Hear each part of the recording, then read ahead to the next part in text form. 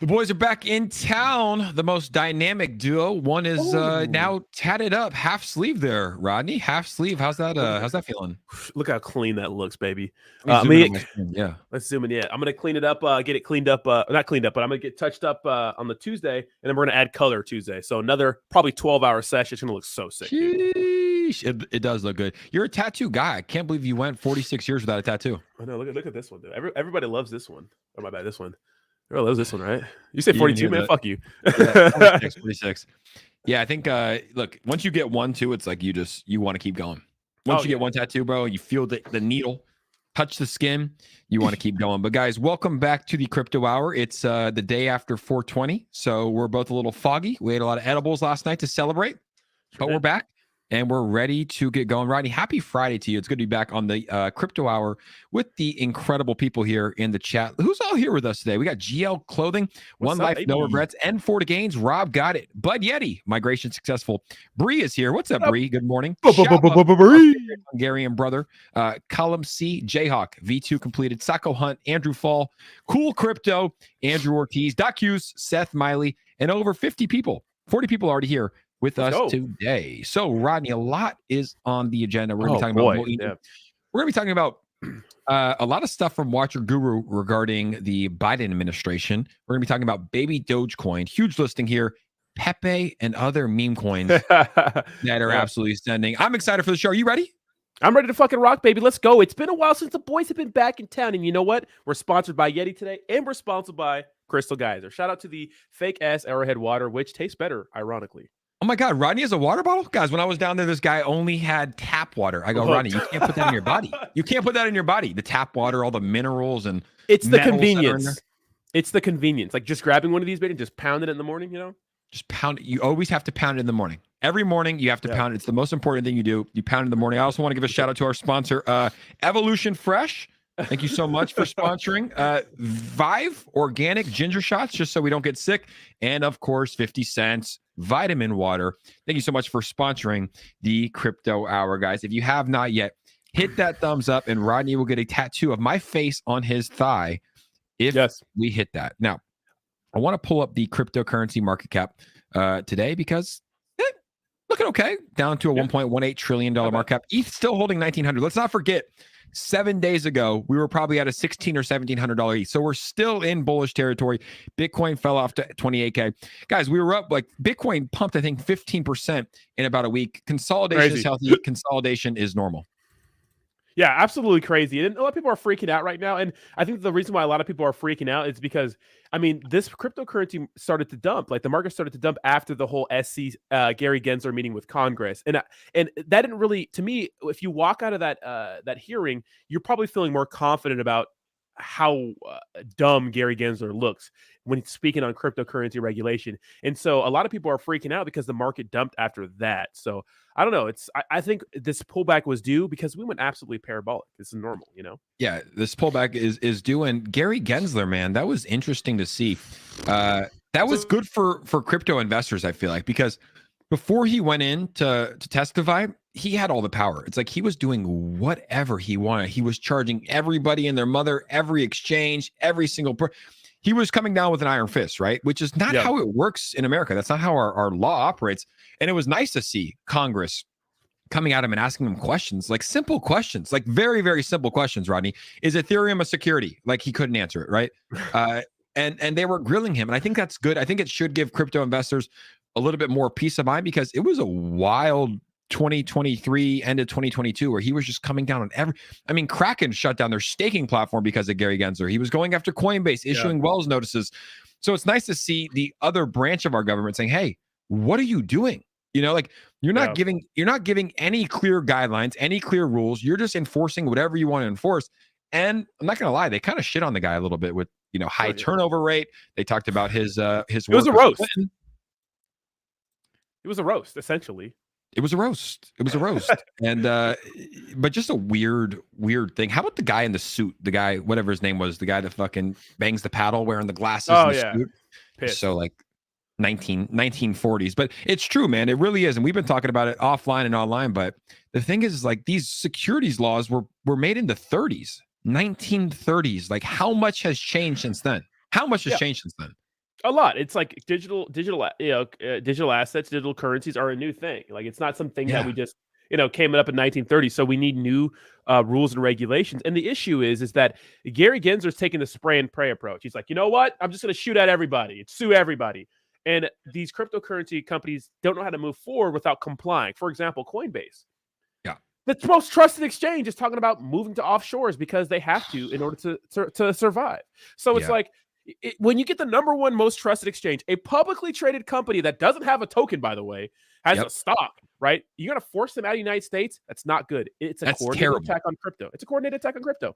Yeah, but forcing everybody out of the United States, not just Coinbase, who is a United States company, but no one wants to come to, like, if I was in charge, which I'm obviously not, I would never run for politics, but I would make America a crypto hub. I would try to make it safer, right? I would try to get rid of the scams and everything like that. But I would make New York, LA, and Miami crypto hubs. I would give tax benefits and tax cuts for companies and exchanges and tokens to come build in America.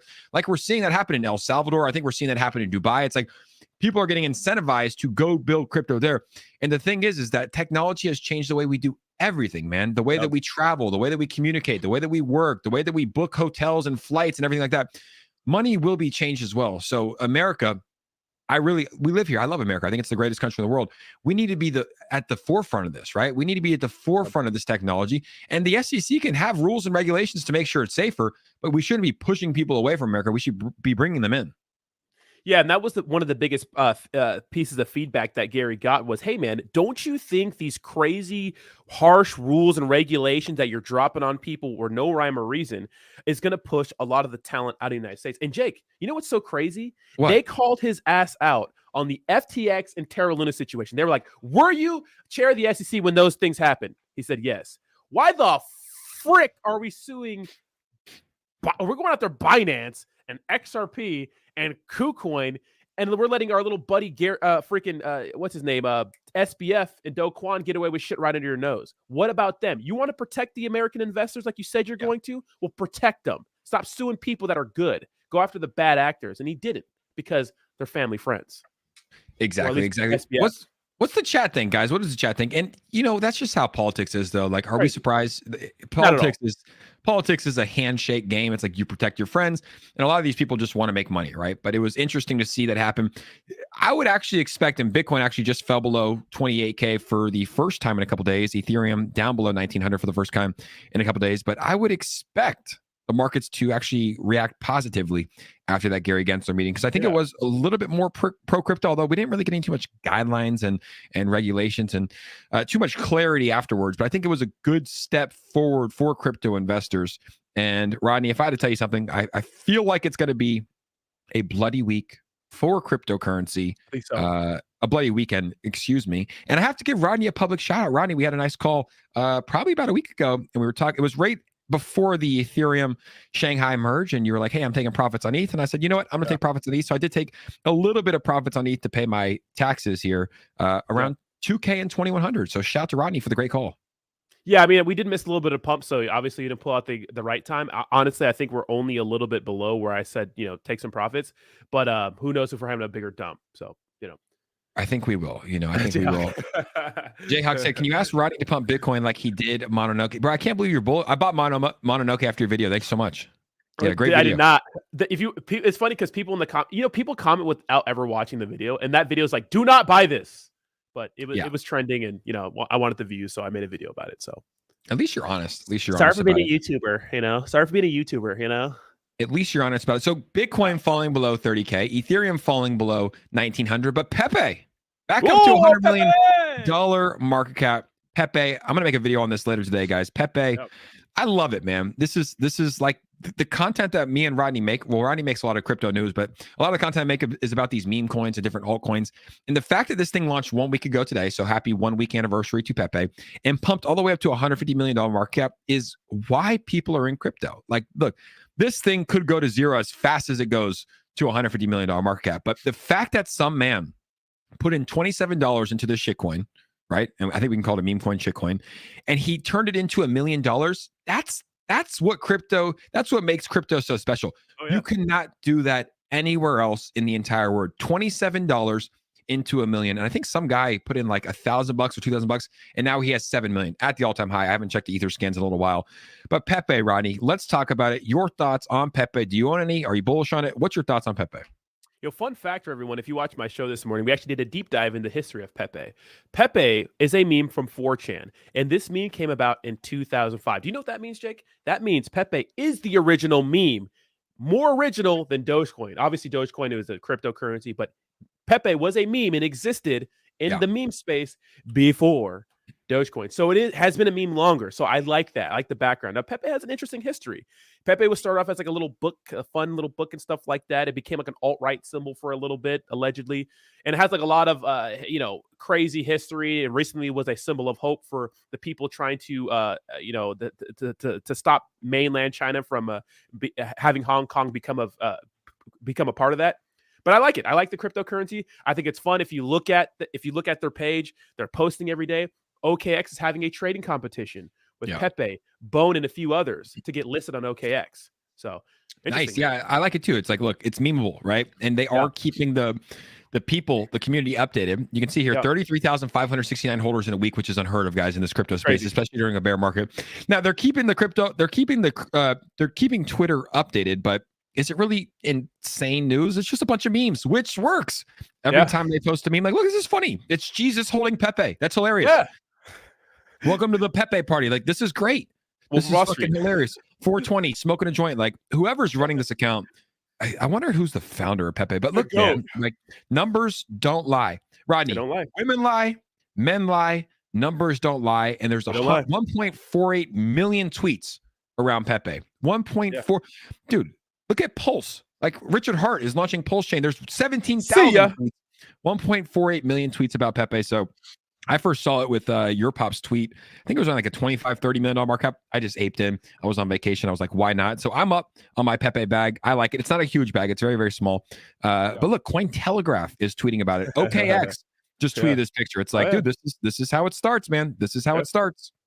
It's how it starts. Yeah, 100%. If you type in Pepe the Frog on Google, like, you're gonna get a bunch of like related meme coin articles on Pepe, because they've already been listed on many exchanges too. Like, I think they're on LBank already and Gate.io. Isn't that crazy? They're on a lot of exchanges. I was looking over here at their website earlier today. They're on major exchanges, huge exchanges. They're on Uniswap, obviously, MEXC, Gate.io. They're on the decentralized exchange of OKX, but OKX just tweeted about them. Poloniex, Huobi, BingX, LBank. And for these exchanges, it's smart to list them because there's insane amounts of volume coming in. $56 million of volume. Yep. And yesterday, it was in the hundreds of millions of dollars in volume coming in. So if you're an exchange, you're smart to list these people, because how do exchanges make money? They make money when people trade on their exchange. Yeah, exactly, 100%. And like I mentioned before, like, these smaller exchanges are going to be so open to listing something like Pepe just because of the volume. Like, the bigger exchanges are a little more careful with their reputation. They don't want to post anything that rugs. But these smaller exchanges don't give a crap. They will list the shit out of you if you're getting volume. And let me tell you something. Pepe's got volume, baby. Pepe's got volume. And I don't know if it will rug just because it's zero tax, zero buy and sell. I'm pretty sure the liquidity is locked. Let's go ahead and take a look at the token sniffer. Contract is renounced. All wallets hold less than 0.1%. And then at least 95. So it looks like the liquidity needs to be locked longer. Is it locked? How long is it locked? Yeah, I don't think it is locked. If it is, it's not there. It's not on any of those lockers. There's other lockers, but I don't think it is locked, to be honest. Gotcha. Yeah, it's an interesting meme, man. I like it. About to hit 34,000 holders today. And you can see who has the top. So some people do own quite a bit. Actually, the top wallet owns so this guy has $1 million. The top wallet owns $1.5 million. So Pepe is a meme, guys. Chat, let us know. Are you guys in Pepe? Are you bullish on Pepe? It's a funny meme. I like it. I'm in. Hopefully it does well. Will it be the next Shiba Inu? Who knows? I mean, I think that what they really need to do, Rodney, they need to develop utility, right? They've been around for 1 week. No one expects any game-changing utility here for Pepe in 1 week, but they do need to come out with something. You can't just be a meme, right? Like, Shiba Inu is a meme, but guess what? They developed a ton of utility, a lot of utility. Pepe, in the 1 week, they've captivated the crypto space. I mean, everybody's BitBoy, Altcoin Daily, Crypto BitLord. Rodney Sorensen is talking about them. Let's go, baby. But now they need to start to develop some form of utility, and I think that they need to make it a little bit differently than the typical utility that you're seeing from every meme coin and their mothers. Yeah, 100%. I totally agree. They need some sort of utility, and they will. I think it's going to be one of those kind of create as you go kind of meme coins that just makes utility along the way. And it happened to a lot of meme coins, right? They weren't very serious. They started pumping. They're like, okay, let's make this thing a thing, So they don't. The top holders in this, the developers don't want to lose money, maybe, and they're going to keep it going. They're going to keep it going. So yeah, totally exactly. Agree. And Mint says their supply is mad high, though. It is mad high, but at the end of the day, story of crypto. If people buy, it's like supply.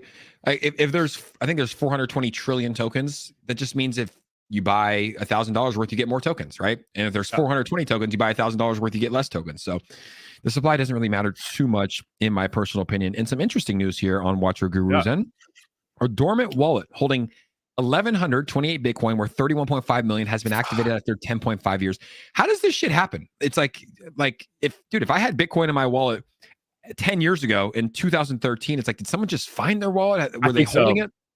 You think, wow, man, can you imagine that feeling? If you imagine, bro, if you knew, like, hey, back, I put $1,000 into Bitcoin, I got 1,128 Bitcoin, and now it's worth 31.5 million, and you find your wallet after 10.5 years. Can you imagine how good that feels? Well, yeah, dude, crazy. I mean, there's this guy going around who's paying people lots of money to like look through dumps to find his missing hard drive that he lost that had like a bunch of Bitcoin on it, Like I saw that. Insane. Yeah, it's absolutely nutty, Yeah, it's insane to see. But at the end of the day, it's like, look, people back. I mean, right? If you put $1,000 into Bitcoin 10 years ago, you're not thinking it's going to go up, right? You probably would have just thrown that shit into a drawer somewhere. You probably move. Someone cleans it. Your ex-girlfriend takes it. Whatever it is. But now a lot of people are making $31.5 love to see million. What are you doing if you find a wallet today? You found a wallet today for 1,128 Bitcoin worth 31.5 million. What's the first thing you're doing? I'm going to cash out some of it, like probably 25% of it, and leave the rest invested. And then I would do that. Yeah, I would take out probably what is that? $10 million probably ish. So I would take out, not $10 million, but maybe like 5, something like that. And I would keep that in cash and other investments, and I'd keep the rest in Bitcoin because I believe in Bitcoin, and I'd diversify the rest in other cryptos. What about you? Buying? What are you buying with the cash? Oh, cocaine and hookers. Just kidding. Oh, remember that? You ever seen that video, that lottery ticket video? Yeah. That was so live on news. She's like, okay, I did not expect the. Yeah. But I'm buying a house here in Crown Point in PB, a big ass house, a nice house. And that's it. Honestly, I mean, I'll go take some trips. You know me, I'm not the craziest person when it comes to extravagance, usually. But what about you? What are you doing? If I get 30, I'm cashing out probably half of that. I'm cashing out 15 million. 15 million, and I'm going to I think the best thing you do, I'll probably buy a few houses, not just one for me to live in, but like rental properties that can make money, right? That's one thing I want to do, like after the next bull run, is to invest in real estate, but also like invest in rental properties, right? I think Airbnbs are not going anywhere, right? VRBOs aren't going anywhere unless the world shuts down again. So it's like, let your money make money for you, loaning money, helping my family, and of course, cocaine and hookers. Like you said. That is important. Now, let's get into some Volte Eco news. There's a few things to talk about with Volte Eco. So they just launched Volti Eco, or they announced Volti Eco. We're going to talk about that. I know we talked about it a little bit yesterday on the show, but I want to go over it in detail a little bit more here today. And then also there was a big hack that we're going to be talking about as well. So Volti Eco is officially going live within the next 3 weeks. What is it? Have you ever heard of a utility like this? I've never heard of a utility like this. So it's interesting because I think they're the first mainstream, because there's other AI crypto technology and everything's AI now. Like I got a notice from Snapchat that they're using AI now. They have an AI bot in Snapchat. You could talk to it. It's fucking creepy, but they're using AI technology to help with automation of smart contracts and those sorts of things. And pretty much, if you're a long-term believer in Volt, you have a VDSC and you have a certain amount of Volt, a certain number of tokens, you could stake it and earn rewards periodically.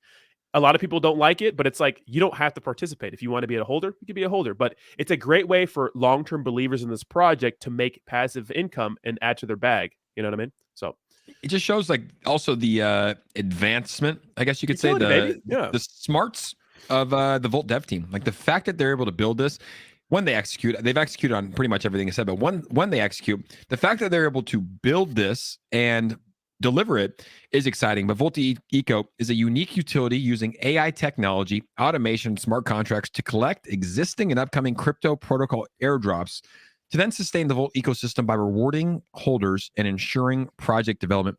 Rodney went through some of the requirements. So this is the requirements here. If you own 3 billion Volt tokens and 1 VDSC NFT, you can participate. Yep. You can do that up to 15 billion Volt tokens staked plus 5 VDSC NFTs.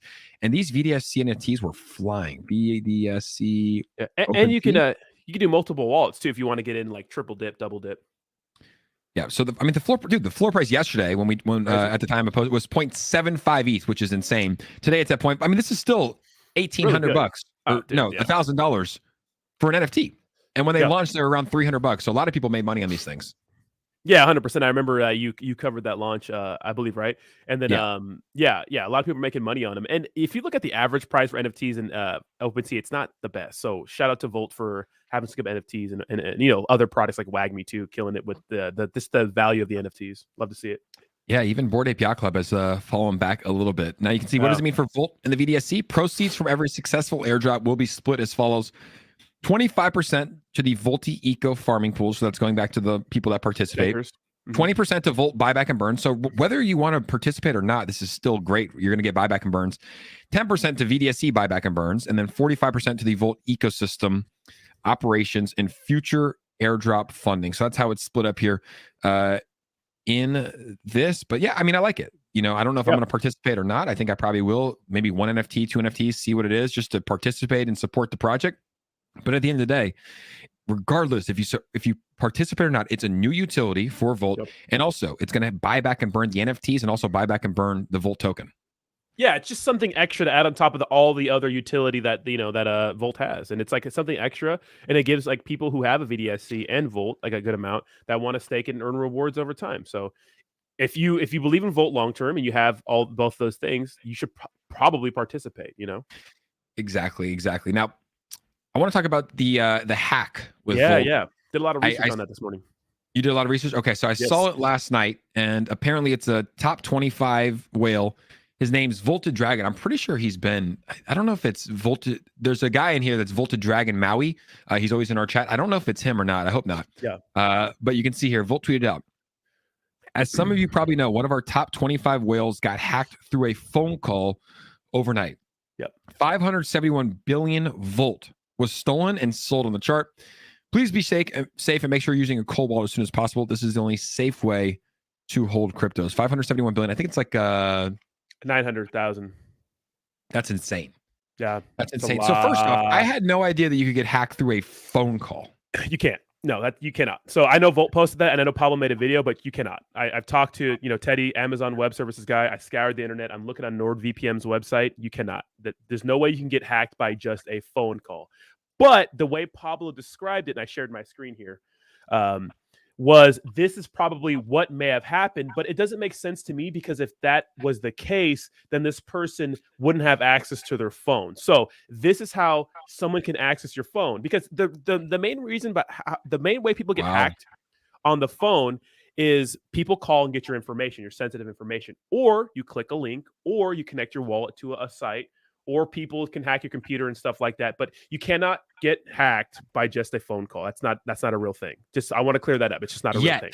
Yeah, because it probably will be. Because who knows? Because like there's so many ways to get your crypto. Like that's why I never click on links. I get so many phishing emails every day from MetaMask, Coinbase. Yeah, phishing emails. I get like every day. I get a text message from this number that's like, "Hey, your Amazon account has been locked. Click this link to unlock it." Like. I never click links. Even when friends send me links, I don't click links. So what is a swim swap attack?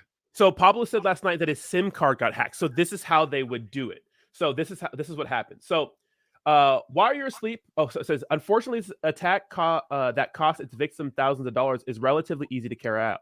The attacker calls your mobile provider and asks them to transfer your SIM card to a device that they control. This usually happens late at night, so the victim doesn't realize they've lost their mobile service or brushes it off as a minor tech issue and goes to sleep. right? While you are asleep, however, the attacker uses your phone number to reset your email passwords. They receive a 2FA verification code and gain access to all of your accounts associated with the primary email. So this person would have had to call their provider, got access to information, swapped their SIM to a new phone, stole the crypto and swapped it back, and maybe woke up in the morning and stuff like that. Or, that's the only way that this could have happened. But I think what was more likely is maybe they accidentally clicked on a link or something like that. Yeah. That's, I think, sometimes, man, like, look, and you never know. Like sometimes, like I've never lost $1 million or $900,000, whatever that is. So sad. If it might have been something that, and this is all speculative, it might have been something that he did. He might have clicked a link or, accidentally sent it to who knows what could have happened, right? And maybe it's just like, hey, I got to, like, that's what you say to kind of cover it up. But I have no idea at the end of the day. But I think the most important thing that we can say, and we always say, is get a hardware wallet, a Treasure, a Ledger, a SafePal, get it from the direct website, and it keeps your crypto a little bit more safely. Obviously, you can't really do, but even if someone steals your SIM card, right now, your crypto is not on there. Like it's on an application on there, but it's stored in a hardware wallet, and you should keep that somewhere safe, in a safe, in a bank, somewhere like that. But not around your neck, like Ledger wants us to do. I know. What is that? I'm like, that is literally asking to get robbed. Yeah, I don't know. Yeah. And I did a whole marketing. I did a whole tutorial on how to protect your crypto. I think one of my top 6 things, Jake, is 1, don't click on suspicious links. 2, if it's too good to be true, it is. We've seen major Discord servers get hacked, Telegrams, people like the Board at Yacht Club official one got hacked. Remember that? Yeah. Disconnect your wallet when you connect to the websites. Revoke your passwords on Etherscan. You could do that. Hardware wallet. So those are my top 5 or 6 to make sure you don't get wrecked. I got to pull up your boy Dell Crypto here, because he actually does have a really, really good Dell Crypto commandments here. So this is actually very, very good. This is your boy too, Dell Crypto. 10 Dell commandments. Number 1, use multiple wallets. Always use 2-factor authentication. Never unlock with your face. I actually learned that from him. I took off face lock because, if you're just sleeping, someone could take your phone, use your face. VPN at all times. Never trade on your phone. I don't know why he says that. I don't really trade on my phone though, but separate socials and trading. Consider a trading only device. This might be important, Ronnie. You buy a $500 or $1,000 computer, and you only trade on that. Attention to detail. So when you're sending let's say you send 10 ETH to your friend, make sure it's the right wallet address. No such thing as free, and never access via links. I gotta say, man, I gotta give it to Dell. This is actually pretty accurate here. Yeah, that's good stuff. Yeah, it's good stuff from Dell. I don't think Dell's a completely bad person. He actually unblocked me. Thank you, Dell. Dell actually blocked me when I had 100 subscribers. It was crazy. I asked him a question, and he just blocked me. It was the Shiba. When everybody was talking about Robinhood listing Shiba Inu, I was like, "Hey, man," I said something to they didn't list them or something. And he just blocked me. Really? But he unblocked me recently. So he was blocking everybody. Yeah, he was a block party. But that's great advice. You got to do everything you can to safeguard your crypto, guys. Everything you can. And the biggest thing I can recommend is is just stay away from suspicious links. And if it's too good to be true, it's too good to be true. I've never had an issue, but knock on wood. I don't click on everything. You know what I mean? I know some people get those emails. I get the emails from Coinbase daily saying somebody's transferring $500 out of your account. Click here to log in. I'm like, no, Yeah. So, yeah. Yeah, I think something I get too, and I don't know if this is true, but we have YouTube partners here on YouTube. Yeah. I have one that emails me all the time, and I like. Is that shady? I get it too. Like the YouTube partners, right? Yeah, but that's how sketched I am about clicking links. He's like, book a time here. But I took his name and I went to LinkedIn and I Googled it, and I was like, I can't find him working anywhere at YouTube or anywhere at Google. and I haven't answered in years, and he keeps sending the same email and links. So I'm like, I don't know, maybe he's the real guy. I might just be like, hey, call me and let's see. But I just, that's how much I don't click links. I never click links unless I'm on my streaming computer. Right now I'm on a streaming computer. There's no crypto on here. There's nothing logged in besides my Twitter, and I'll click links here. But that's pretty much it. Yeah, exactly. Yeah. Volt made an interesting. Zach Humphreys made an interesting claim. Right? He says Volt has some good macro chain, a strong community, and new utilities rolling out. Someone took profits. Good on them. Onward and upward. So he's saying that someone took profits instead of selling or instead of getting hacked. So that was an interesting statement. Was that on Twitter? Yeah, it was on Twitter. Let's see what he said. Yeah, right there. Volt has a really good macro trend, a strong community, and new utilities rolling out. Someone took profits. Good for them. Onward and upward. This guy posts a lot of charts. He's a big chart guy. Big TA guy, huh? Big TA guy. Guy. Shib. He's a big chart guy. Sharby. Yeah, I mean technical analysis. Yeah, Zach, technical. Use hashtag ad. Yeah, technical analysis is useless on shitcoins or a small cap cryptocurrencies. It only works on like millions of market cap. So if it's a new one, it doesn't really work. I'm gonna follow Zach back. Yeah, I followed him. Why do you unfollow us? I don't know. Zach, baby, come back. Zach, can you follow the boys again, man? We love you, man. You can play him on the stream. Let's get on the crypto hour. Baby, come back. JT, your stash is growing back. You look good, homie. I just shaved it yesterday. Is it really already going back? I'm going with the clean shaven face, Rodney. I feel like it makes me look younger. It makes me look more professional. And I have to do that. The beard was getting long. It made me look older. I need to look younger, Rodney. Like you. When I met Rodney, I thought he was like 26. Yeah, I get that a lot. Yeah. I'm 38, guys. It's crazy. 46. I'm 46 years old, guys. Shout out to Rolando Roque. He said, hey, all, please don't forget to hit that thumbs up and smash the like button. Well, if that's true, so do you think that this guy just took profits and told everyone he got hacked? You think he just sold? Yeah. That's what I think. I mean, I don't know because look, here's the thing. Because I feel so bad for anyone who loses their crypto. Yeah. I mean, there's some interesting ether scan situation going on because his wallet it wasn't just Volt, I believe, taken out of his wallet. It was other things too that could have been sold. But to me, this is why I think it's important to make sure we foster a culture that says it's okay to take profits because then people don't feel shamed for taking profits. And I think that's an issue. We got to make sure that people feel comfortable taking profits because, dude, I mean, cryptocurrency is life-changing, man. Yeah. And it's like, imagine having like when people sold at the top of Shinobi, when that person made $3 million, that's a mortgage, that's college tuition, car payment, and people were shaming that person. I'm like, dude, no. If you make money, it's okay to take it. Because the truth is, Jake, a good chart has hodlers, it has paper hands, it has whales, it has day traders, and it has pump and numbers. But at the end of the day, if the product is good, which Volt is a great, fantastic cryptocurrency product, it's going to succeed. It doesn't matter what people do in the short term. So cheers to that. I'll take a shot to that, guys. 30 minutes in, guys. 113 people in here. Make sure to smash a like button. Let's take a shot together. I'm drinking the ginger juice today. Let's give it a shot. Ginger juice. Get it up there. Yeah. But maybe they took profits, but maybe what happened was they ended up just clicking a bad link, which is man, that's gut wrenching, I need to look at the Etherscan to see, but at the end of the day, if I lost $1 million and people were like, he took profits, I would feel like shit. So pissed, yeah. I'll believe them but if you do take profits, like just tell people because you don't want to I'm not saying he's lying. I don't even know what happened, but it's like don't tell the dev team and tell Pablo that you got hacked because then they're gonna put out this statement. Just take profits, it's okay. But anyways, we don't really know what happened. At the end of the day, this is all I'll say. There's nothing wrong with selling crypto. It's the only reason we get in crypto, right? To buy it and sell for more. And number two, make sure to protect your crypto. If this was a hack, make sure that you protect it so you don't get hacked in the future. Buy a ledger, buy a hardware wallet, and buy a subscription to Rodney's OnlyFans, where he has the best feet pics in the world. Yes, absolutely, guys. Free feet pics. I mean, even on my Twitter, man, I've been doing feet pics on the reg. Shut up, Jayhawk. My hairline is fine, okay? Jayhawk always roasting the goat. Doc Hughes says, how was that ginger? It was spicy, but it's good for you, It was good for you. Now, in other news, Rodney, baby Dogecoin. This token is they're actually building as well. Yeah. I remember seeing them when they first launched, and I told myself I would never buy a token with the name baby. I bought baby Dogecoin at around a $400 million market cap. It's up to around a $550 million market cap today, and they just launched some new utility here as well. So baby Dogecoin swap. I don't know if you saw their new utility is the baby Dogecoin card right here.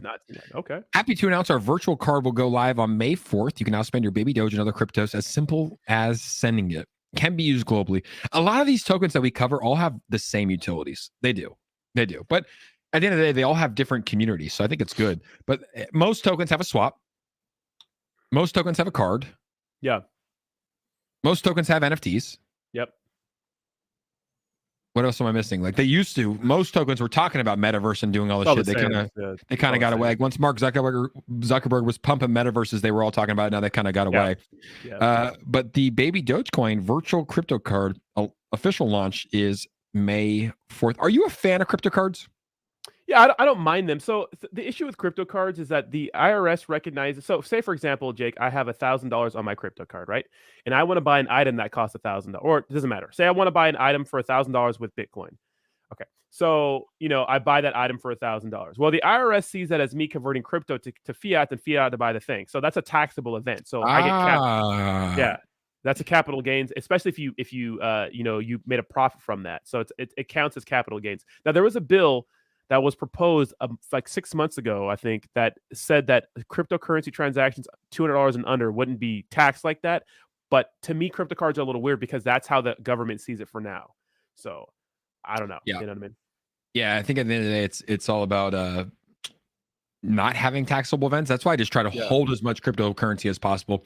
And here's a question though, like because I took some profits on ETH, right? Yeah. How do you know? Like I've held ETH for over 5 years and I've received new ETH. It's in the same, like some of it's in the same wallet. How do you know which ETH is ETH? Like when you claim it on your taxes, can you say that, hey, this was ETH from 5 years ago that I took profits on? It's like, how can you? Crypto is so confusing. I think that we really do need more clarity in the space, is what I have to say. So what I figured out after doing my taxes this year is that you need to make sure the cost basis is correct. What do I mean by that? Say, for example, if I got sent $5,000 worth of ETH, Coinbase automatically puts that as my cost basis as 0, which means Coinbase sees it as a $5,000 gain. So you have to go in and manually change your cost basis to, say, for example, because they think that you made a full profit, right? Or maybe you even get payments in USDC or ETH. Like it's like they see that as you making a gain. So you have to change the cost basis. So whatever the price of ETH was when you got it, you have to put that in there. So it's good to do it right away. So make sure every time you get a transfer to your exchange, you do that. I know it's ridiculous. It's confusing as fuck. Well, it's confusing because that's one thing I did with like my taxes. Guys, I'm not a tax professional at all. I'm just telling you what my guy did. But it's like, let's say I got a payment and ETH was at 4K, right? And I got 1 ETH. And ETH is now at 1K or it's at 2K. You still have to pay on that 4K when you received it, right? Yeah. That's a headache. But then, like, how does it work too? If it's like you get pay at 1K and it goes up to 5K, you just pay on the 1K? No, because now, like, it's weird because that counts as income, but now it's capital gains because you didn't sell right away, So it's, I don't know. It's we're not tax guys. My first CPA just gave up. She just gave up. She's like, I can't help you. So I had to get another guy, which I did. We're good. Yeah. But I had my guy Mo. He came on the stream last Wednesday, I believe, or last Wednesday or Thursday, and he's a legend. He's a legend.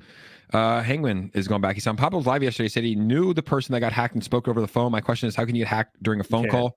You can't. Later during the live, Pablo changed the story. Yeah, I don't know if you can.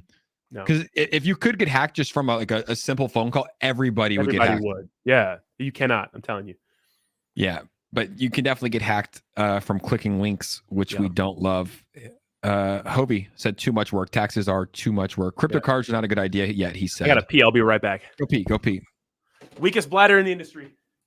That is a weak bladder, guys. We've been on for only 37 minutes, guys. If you are enjoying the stream, make sure to hit that thumbs up here today. Welcome to the stream, guys. 120 people in here. Only 51 likes. Let's get up to 50. Let's get up to 69 likes, guys. 120 people in here.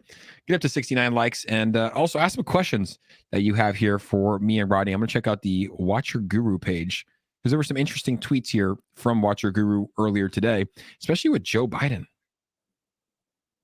What's our guy Biden doing, guys? Biden administration to raise payments for good credit homebuyers to subsidize high-risk mortgage borrowers. This makes no sense. He's going to raise payments because you were good, because you have good credit, because you've been on time. We're going to raise your payments to then de-risk and subsidize the people that aren't making good payments and on time. Like this makes no sense. It's so backwards. It's backwards. Absolutely backwards in this space. Hey, great job. We're going to reward you. You made good payments. You're on time. We're going to reward you by raising your interest rates, raising your payments. I got to hear Rodney's deal on this. Rodney, what is it? Biden administration to raise payments for good credit home buyers to subsidize high-risk mortgage buyers. So why the Rodney, fuck would you do that? And this is the guy that's like, well, he's all about, look, Biden, sucks, he's all about taxing the rich and making it more expensive for the rich. So, Rodney, you've been great. You own a house. You've been making on-time payments. You have great credit. You've worked very hard for this, right? Guess what? We're going to raise your interest rate and raise your payments just to help out the people that haven't been paying on time, the people that aren't doing so well. Like it doesn't make sense.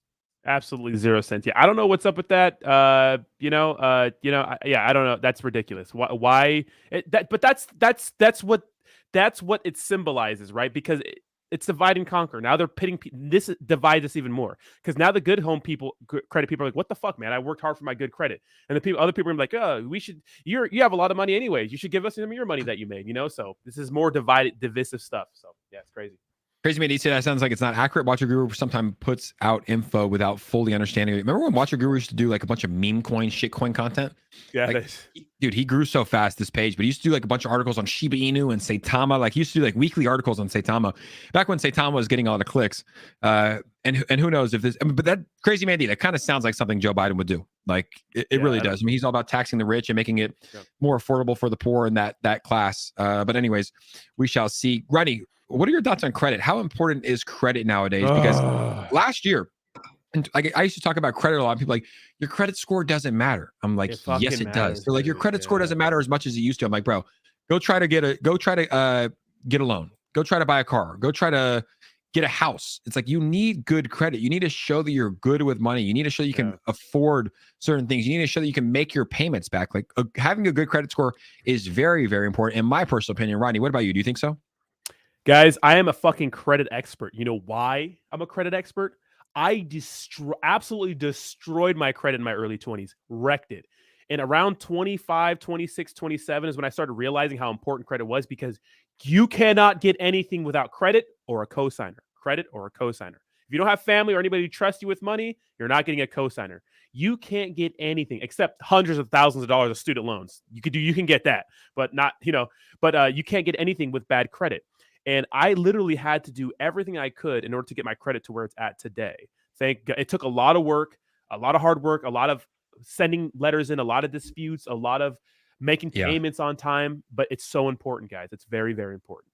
I know it's dumb that a government that charges that's in debt 31 trillion gives us a credit score, but it is ridiculous. But at the end of the day, it's like, it's easy to have a bad credit score. It is, because it's like, you start young, right? Like I remember I got my first credit card at 18 and I was like, oh, I have to use this and pay it off. And I got another credit card. Then I got another credit. I was blessed because my roommate, Jimmy Hill, shout out James Hill. I came home one day from work and he was on YouTube watching like how to hack credit cards and like get, credit card points and travel and stuff like that. And I just started listening and listening to a lot of Graham Stephan and all these different guys. Brian Young, who's now a crypto guy, listening to all their videos on credit card, started credit card hacking the game. And now I have an 810 credit score, which is great. And, your credit limit. So there's a lot of stuff that you can do here with credit cards, but I think it is very, very important. But it's an easy game to lose. And I was talking to a friend, I won't mention her name, but she's like, credit cards are a scam. I'm like, no, they're not. Credit cards are the greatest thing that could ever happen to you if you use it correctly. But about 80% of people are in credit card debt. So you think it's a scam, right? But if you use it correctly, you pay off your credit cards on time. You don't go over the certain amount of utilization rate. Credit cards can be the greatest thing that ever happened to you. I can't wait till I'm not traveling this month. April's been busy, but I'm going to Mexico, and I booked my entire trip via credit card points. Yeah. Via credit card points. Voila. How perfect is that? Yeah, I've been my flight to Ibiza was free. My flight to Miami was going to be free, but I canceled it. Like, all my flights have been free because of, like, if you know how to work these credit cards, you can literally travel for free and get your rooms for free. A lot of hotels do chase credit card services. The issue is credit cards have the highest interest on it, like 20% usually, and they're so enticing because it's like, hey, here's $10,000 up front, pay us back later. Most people won't.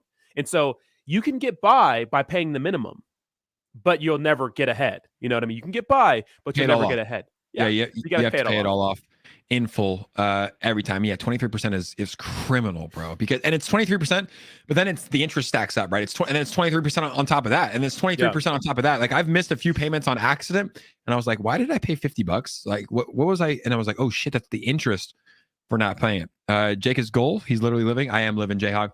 I'm having fun. Baby. Yeah. I mean, look, it's fun, but also, like, real living to me is working. Like, this morning, worked out 6 a.m., came home, did 3 YouTube videos, streaming with my guy Rodney, gonna go work out again. Like, that's what living is. The travel and stuff. Like, I have a friend's wedding, and I told him I was gonna go, and so I go. But that being said, I can't wait to be more consistent. Living this weekend, baby. We're gonna be living this weekend. We're gonna be living this weekend. We're celebrating my brother's birthday party this weekend and sending our Italian friend off one last time. Me and Rodney get a dance. Shake that booty, Rodney. You ready? With the usual. It's funny because sidebar here. Both the chicks that we're hanging out with, we met them in the same day. Crazy.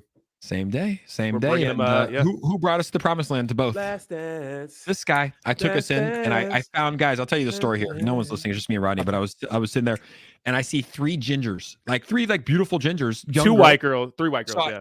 So I stop right there. Tell the story. I let Rodney do his thing. Yeah, and Rodney well, he was making out with one of them. Both of them. I don't remember. He was making out with both They of them. both said it. Yeah. and it definitely happened. He was making out with both of them, got their numbers, and then we kept walking. I was like, I need to go over there. And you're like, what? You're like leaving right here? I'm like, I need to go over there. And that's when we met all the Europeans and the Italians. And good people, man. It's good. It's good important to surround yourself with good people. That was a good festival too. Yeah, 100%. It was absolutely insane. And it was good. It was a good time. And we met some excellent people, and I'm happy for all the relationships we built, especially Andre, and our boy from Switzerland, like, and Leo, like those guys, man, those guys are such good people. They're such good people, Andrea and Leo. I mean, man, those guys, and I'm gonna miss them so much. Like I genuinely miss those guys. Yeah. It's crazy. Good guys. My bro. Yeah, dude, how crazy. I was with him in Hawaii. I love you. Crazy. Chances of that. Yeah. The chance of that. Yeah. There's good vibes when I think of those people, man. Yeah, it's good people, man. In other news, our boy Gilbert Burns announced, bro, his third fight in 5 months. Like he might have 5 or 6 fights this year. His third fight in 5 months. He's fighting Bilal Muhammad on the dude. He just fought April 8th in Miami, a 3-round fight. I don't want to say it was a war, but it's like, he went through a full camp. He took some damage, right? He took a little bit of damage with Jorge Masvidal. He didn't come out of there scot-free. He's fighting Bilal Muhammad as a 5-round co-main event on the May 6th card. Who do we got in there? I mean, obviously we got Gilbert, but I mean, competitive fight, good fight. Interesting fight. So first of all, I thought the Masvidal fight was one side. I thought it was domination. It was domination. I'm just saying he did, like, it's not like the Neil Magny fight, which was 2 minutes. He didn't take one single punch. Like Gilbert got hit a few times. He got kicked. It's like, it wasn't scot-free, but it was domination for sure. This is an interesting fight because first of all, I think Bilal Muhammad's going to get knocked the fuck out. So I think Gilbert Burns going to win by knockout. But Bilal Muhammad actually, in the striking, he has improved a lot, and his wrestling is really, really good. He's been training with the Dagestani people. So it's a really interesting fight to me. The grappling, I think, is going to nullify each other, and they're going to be swinging and banging. And I think Gilbert just has vicious power. So I think Gilbert Burns get this one. And I'm rooting for Gilbert, and I genuinely think Gilbert Burns is going to win this fight. So, yeah. So, and he follows me too on Twitter. Thank you so much for the follow, Gilbert. Hell yeah, baby. Damn, you got that clout, son. Yeah, I don't have 150,000 followers to you, man. And me neither. Only I have to give you a shout out though, because a lot of people buy their followers and their engagements straight ass. Dude, your engagement's all fucking organic, bro. Your followers are all organic, and you could tell. Yeah. I would never buy a follower in my life because I would feel shitty to do so. Yeah. I would feel like I'm faking it, right?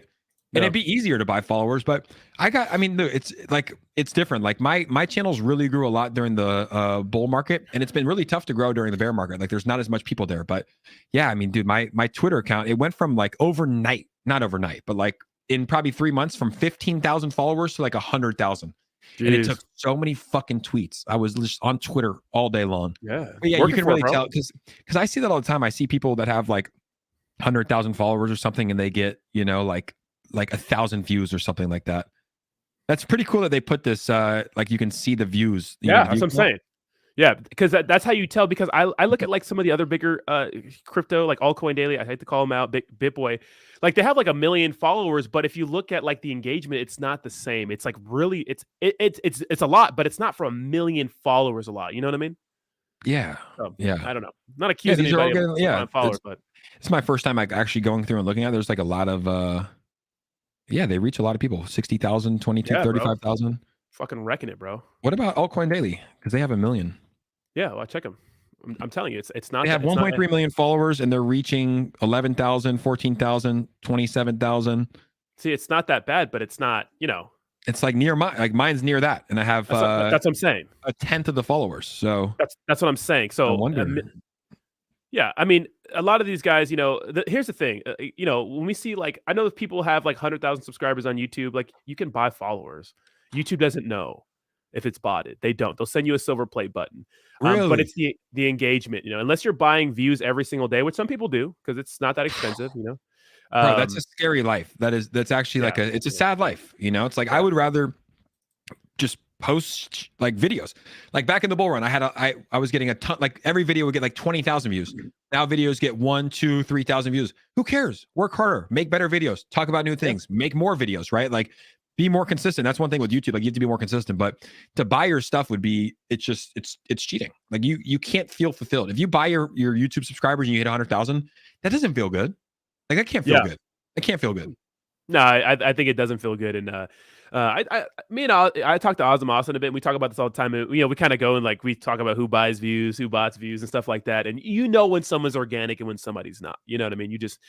But it's something we know in the cryptocurrency space. We just don't really talk about. So You know what? I was just thinking too. Like sponsorships for payments is a big thing though in the crypto space. People probably do that and they make money. They don't care. They're like, hey, I got 75,000 subscribers or 200,000 subscribers. When in reality they probably have like 3,000 and they probably get paid.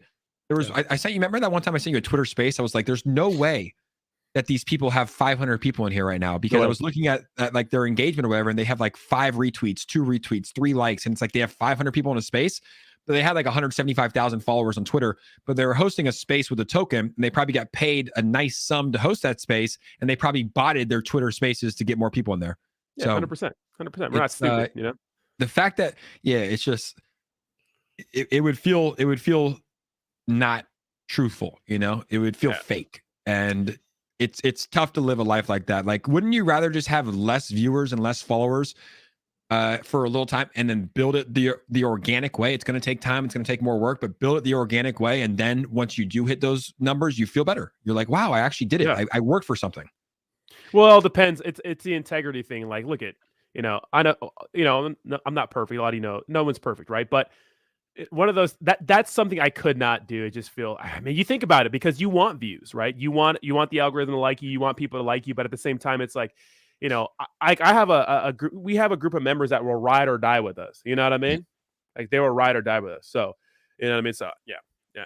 I wouldn't do it. Whatever floats your boat, but. Yeah, people just want the easy way. It's like people like go and get their fat cut off. It's like, guess what? We work out every day. Like I got up at 6 a.m. did not want to go. I got up and I got to work out it. Ronnie's looking fucking shredded. Woo, baby. But it's like, dude, people just want the easy way. It's like nothing is easy. You have to work hard. It's going to be tough. It's going to be grueling. You're not going to feel like you're not going to want to do it all the time, but you have to do it anyways. Like that's where the reward comes from. The reward, if you're 350 pounds and you go get your fat cut off and you're now 200 pounds, like that does nothing. You don't feel good. But if you're 350 pounds and you work hard as fuck to get to 200 pounds every day, grueling, sweating, working out, motivation, eating healthy, you know how much more rewarding that is? Yeah. Jake, you know how much I weighed after Beyond Wonderland? 230? 232. You know how much I weighed this morning? 219, baby. Let's go. Wow, bro. Yeah, that's fucking impressive. That picture that, what really gets me to have it as my wallpaper, that picture that Angelica took of all of us like doing the shots, I look so out of shape. I'm just like, that lit a fire under my ass so bad. We're not going to show it here. Do not fucking show that here. I'll do it before and after. Yeah, I don't even think I have it, but that's amazing. It lit a fire under my ass. And let me tell you something. When I'm at EDC, oh yeah. We wait. Oh yeah. Yeah. You better go. Crazy. I think Broski's going. Is he? He said he is. So Brosy's sleeping on the couch right now because he was. I have a hotel room already, so you have a place to crash. We might have to send it. Brosy, he works in the cannabis space, so he's sleeping. I think he had a big day last night. I came down. It was like 9 a.m. He's sleeping on the couch. I was like, "Yep, that's my man." Yeah, what a hard worker, man. Both of you guys, man. The Gagans. I think you have to. You got to work hard, man. It's like you have to work. A lot of people don't want to work. A lot of people want to just be lazy. But like, don't you feel better when you work? Like if I like, that's why I've been not pissed about these vacations. They're nice. I don't want to sound like I'm a fucking spoiled brat. They've been nice, but it's like, like going to Miami for the UFC fight, then to Hawaii, then I'm going to Mexico. It's like, I just want to sit down in here, dude. I want to have 8-hour streams with you, 8-hour streams for Bree. Like I want multiple streams a night, Twitter spaces. Like I want to work. It makes you feel successful when you're working hard. It makes you feel good when you're accomplishing stuff. not just traveling and doing like these vacations with beautiful women, which that's also important too, Rodney. Very, very important as well. Very important. Yeah, don't worry. We like taking beautiful women out and showing them a good time. That's what we do, baby. And Philip says, "Work hard, clap cheeks harder." I like that. It's a good motto. I think that's the truth, though. You kind of have to do that. You have to, and surrounding yourself with beautiful women, though, as a man, it's very important. Very, very important for you. Like when I was in Miami and I was with a lot of guys that had a lot of money, right? They had a lot of money and we were trying to get a table and it was so difficult. I'm like, look, we can all pay for the table. Like, let's get in. But guess what? There was one guy there. Yeah. And he had like 7 girls, 8 girls, one guy, one stud, got him the table right away. It's like women really, and I say this respectfully, like women, beautiful women are probably a more powerful currency than money. Like they're probably a more powerful currency than money. Everyone has money. A lot of people have money, but to have a table of 10 beautiful women is very difficult to do. Yeah, well, clubs though, clubs are like that. Like if you're a bunch of hot women, clubs want hot women because it attracts more people into the club, right? It makes them look good. And yeah, man, I you know what I mean. I love feminine women. I love feminine, reserved women. You know what I mean? It is what it is. We're men, right? That's what we like. You know, so you gotta understand the roles. That's what I like. Is like a woman, a lady, and who knows? There's obviously like there's energies, men, masculine and feminine energies. Because some men are feminine, you know. Some, yeah, we know a few of them. We got a few of them. Jayhawk, for example. Jayhawk, we were talking about work, and he said, he's like, "No, I don't feel better. I'm fucking tired." Dude, you need a new job, man, Jayhawk. 16-hour days, bro. Jayhawk, you need a new job, man. Start making YouTube videos about the cars. Dude, start making YouTube videos online of how to be a mechanic online. You could grow your YouTube channel. I think Jayhawk's been being smart because he works so much and works at a good dealership. He's caking, bro, in a place where he doesn't pay that much for rent. You know, so is he in Texas? Yeah, he's in Texas. Yeah, I think he has a whole he has a whole house, like a few cars to work on, and that shit ain't cheap. So a lot of people, crypto love classes from Jake. Yep, that's what we do. Aru Basu. A lot of people are moving to Texas, man. Are we gonna stay in California forever? Or are we getting out of here? I don't know. I might move to another country, dude. To be honest, I'm serious. Dubai, Thailand. I could move to Thailand today. Bali, and bro, there's so many people. Like young people in Bali, like a lot of entrepreneurs, beautiful women, DJs. Yeah. I would move to Bali with you starting June. Let's go. I could do it. You down? Yes. You're not down. You're not fucking down. Shut the fuck up. You're not down. Bro, we could literally get a 4-bedroom house for like $1,000. We'd be fucking killing it, bro. $1,000 per month. We can literally build out our own streaming studio. And we could just work out and do Bali shit every day. Let's talk about it. Let's talk about it. Okay. I'm ready right now. I'm just kidding. All right, we have 3 minutes left because we'd like to do an hour. Let me see if there's anything else on my agenda that I wanted to cover here. Oh, this is actually kind of funny. Steve the Canadian, is he still here? Steve, is this you? $100 million worth of gold stolen from Canada's largest airport. How does this happen? Aren't there cameras? How does $100 million worth of gold? Can we talk about this, Trudeau? Where's Steve? I saw Steve. Steve was doing it. I saw him hauling it back to his house. Steve's a legend. I love when he sends videos. Steve is a man. Yeah, that's crazy. Yeah, how does that happen? I'm not surprised because $100 million worth of gold can't be too much gold, right? How much is a gold bar? Maybe it is a lot. I don't know. It's a lot, bro. What is $100 million of? Yeah, I don't know. Oh. So this is $2,000 worth of gold is like an ounce. So. Oh yeah, you could get a lot. You could probably throw that shit in a backpack. Get out of there, right? You probably need like a fucking couple crates. It'd be a couple crates. Okay. But still, it's like, first off, why are they storing it at an airport, Canada? Yeah, like that is weird. Yeah, that is weird. I don't know. It's sketchy. Yeah, it's sketchy, just like everything else that's going on. And last thing from Watcher Guru, Texas passes bill requiring crypto exchanges to provide proof of reserves. So crypto exchanges to provide proof of reserves. This is something that we need, something that we want. You know what I haven't heard a lot about recently is CZ Binance. Has he still been getting fudded and talking? I haven't heard anything from him. Yeah, I haven't heard him on Twitter. Come to think of it, he hasn't been posting. He posted 8 hours ago. Yeah, I mean, the CFTC was getting him for allegedly encouraging people to use a VPN to bypass, U.S. regulations. But I think they're literally trying to take out crypto, bro. They won't be successful, though. You know what I mean? I don't think so, at least. He's been tweeting less. Yeah, I haven't really been seeing him pop up on my timeline. So before we wrap it up, how do we feel about CZ? Because I've kept going back and forth. Do we like him? Do we think he's good for cryptocurrency, or do we think he is someone that's bad? I don't think he's perfect. I don't know what his ties are to China, but I think that he's good for the space. I think that he's good by leading. But he does a good job leading by example. He's the reason why we have proof of reserves. I like him for the space. I do. I like him as well. Chat. That is going to be the show. Chaba, we appreciate you flying. Dutchman is here. Rather be Stevie Chaba. Crypto, Jayhawk, Sub-Zero, Hovey, Voltronics, Aru, Sub-Zero again, Philip, Dondo. The whole squad is here, guys. We appreciate you. It's Friday. We had to go live today on a Friday. Bud Yeti in the chat as well. Rodney, I will see you in about 36 hours. I can't wait, baby. I literally can't fucking wait, dude. I seriously cannot wait. It's gonna be incredible, and we have we'll put on the Ryan Garcia fight. I made a bet with my trainer today. I don't know if it was a good or bad bet, but I put $100 on Tank. Tank on paper. Tank is the heavy favorite. I'm picking Ryan though. Should we bet? Sure, $100. We'll talk about when we get here. I don't want to make too many bets. It's a bear market, man. It's a bear market. I know. I'm trying to be frugal too, but we'll stream that. We'll have some fun. And we'll make it happen. Maybe we do a little appearance in the Telegram. I need to post that link as well. With the Telegram, do we want to post it on Twitter, or do we want it to be like kind of organic, just like YouTube? Or do we want everyone in there? What do you mean? Like post a link on Twitter to the Telegram, or just kind of more organic? I don't mind. I mean, who cares? I mean, but the thing is, like, the mods do a good job at like wrecking people who come in and just shill blindly. So I have good mods, and it's pretty popping in there. I mean, for the size of it. So, nice, man. Yeah. Awesome. Well, that is the show. Thank you so much, Daddy. His name is Daddy. See, Jake just called me Daddy. Everybody, somebody clip that. Somebody clip that. Daddy. Have a good weekend, guys. We will see you on Monday morning. Peace out, everybody. Peace.